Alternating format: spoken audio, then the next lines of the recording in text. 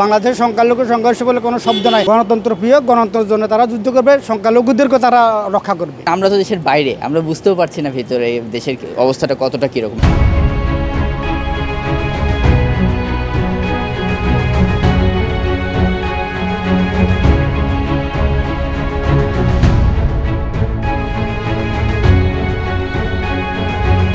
অশান্ত বাংলাদেশ। ইতিমধ্যেই বাংলাদেশ সরকার থেকে পদত্যাগ করেছেন হাসিনা।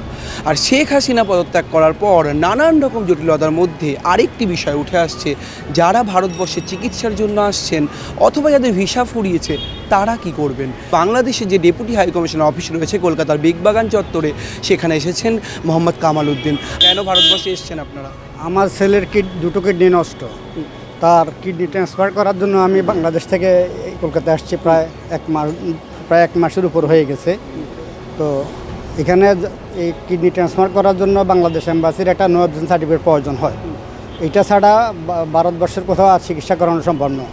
তো এই নো অবজেকশন সার্টিফিকেটের জন্য আমরা এম্বাসিতে যাই, বাট এম্বাসির কর্মকর্তাদের গাফিলতি, তাদের মানুষের প্রতি তাদের কমিটমেন্টের অভাব, আইন কানুন উপেক্ষা করে তারা তাদের কাগজপত্রগুলো দিতে দেরি করে, কাউকে দেয় না।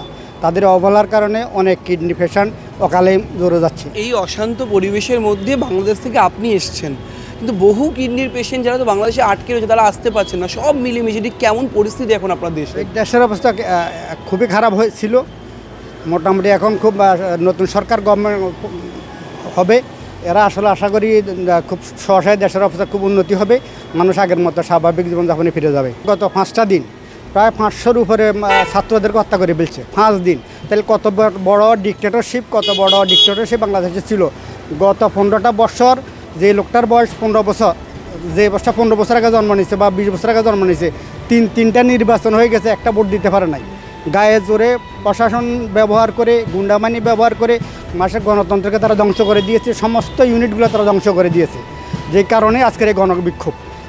আমরা আশা করব এই গণবিক্ষোভের কারণে সামনে যারা ক্ষমতা আসবে তারাও যেন একটু সতর্ক হয়ে যায়, মানুষের ফালস বোঝার চেষ্টা করে, গণতান্ত্রিক অধিকার ঠিক রাখে, প্রতিষ্ঠানগুলোকে তারা যেন ঠিক করে, তাহলেই এর সুফল মানুষ পাবার। না হলে 90-এর মতো, আজকের মতো আরও একটা গণঅভ্যুত্থান এই দেশের ছাত্র সমাজ মানুষ করে ফেলবে। বাংলাদেশের মানুষ গণতন্ত্র প্রিয়, গণতন্ত্রের বাইরে তারা কিছু বুঝে না। সংখ্যালঘুদের উপর অত্যাচার হচ্ছে, বাড়িঘর জ্বালিয়ে দেওয়া হচ্ছে, সব মিলেমিশে যে পরিস্থিতি তো আরও অশান্ত হচ্ছে। বাংলাদেশের মানুষ অসাম্প্রদায়িক, একটা ফুললি অসাম্প্রদায়িক।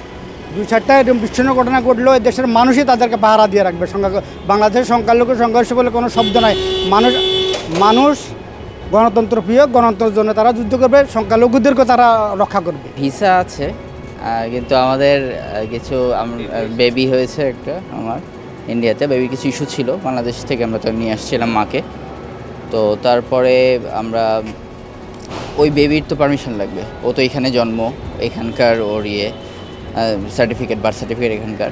তো ওকে যদি আমরা ইমিগ্রেশন পার করাতে যাই, হাই কমিশনের একটা লাগবে, ছাড়পত্র লাগবে, এটার জন্য আসে। এটা তো আসলে একটা আন্দোলন ছিল আমাদের, একটা শ্রেণীর আন্দোলনটাকে সামহাও কোনোভাবে ম্যানেজ করাটা, যেভাবে ম্যানেজ করা হয়েছে উপর লেভেল থেকে, সেইটা সঠিক ছিল না। সেই কারণে আন্দোলনটা একটা অন্য লেভেল খাতে চলে গিয়েছিল। তো ঠিক সেই কারণেই আর কি এটা আসলে এখন এমন একটা সিচুয়েশন, আমরা তো দেশের বাইরে, আমরা বুঝতেও পারছি না ভিতরে দেশের অবস্থাটা কতটা কীরকম। আমরা তো নেট অনেকদিন বন্ধ ছিল, দেশে ফিরতে যাচ্ছি অ্যাজ সুন অ্যাজ পসিবল। কিন্তু সেটা প্রবলেম কী হচ্ছে ফেরার জন্য? এখনও আমরা তো মানে এয়ারপোর্টের ওটা জানি নাই এবং ওই প্রসেসও শুরু করি নাই। তো আমাদের এই কাজ শেষ হলে তারপর আমরা চেষ্টা করবো, তখন বুঝতে পারবো।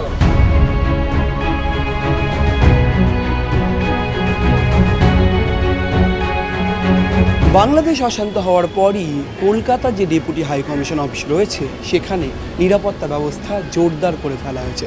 বিভিন্ন জায়গাতে ব্যারিকেডের ব্যবস্থা যেমন করা রয়েছে, ঠিক তার পাশাপাশি যে হাই কমিশন এখানে রয়েছে, যে অফিস রয়েছে, ঠিক সেই অফিস চত্বরের যে ফুটপাথ রয়েছে সেখান থেকেই ডান দিকে কিন্তু পুলিশ মোতায়েন করা রয়েছে। এবং মূলত যে সাধারণ সময়ে ডেপুটি হাই কমিশনের সামনে কলকাতা পুলিশের তরফ থেকে যে পরিমাণ নিরাপত্তা ব্যবস্থা করা হয়, নিরাপত্তার বন্দোবস্ত করা হয়, তার তুলনায় কিন্তু এবার অনেকটা বেশি নিরাপত্তার বন্দোবস্ত বন্দোবস্ত করা রয়েছে, তার কারণ বাংলাদেশে যে অশান্ত পরিবেশ সৃষ্টি হয়েছে। বাংলাদেশের ডেপুটি হাই কমিশনে একাধিক মানুষজন উপস্থিত হচ্ছেন, তারা আসছেন কেউ ভিসা বাড়ানোর জন্য, কেউ আবার নো অবজেকশন সার্টিফিকেট নেওয়ার জন্য আসছেন শুধুমাত্র দেশে ফেরার তাগিদে অথবা এখানে চিকিৎসার জন্য থেকে যাওয়ার জন্য। ক্যামেরায় শুভজিৎ মুখোপাধ্যায়ের সঙ্গে রমেন দাস, সংবাদ প্রতিদিন .in।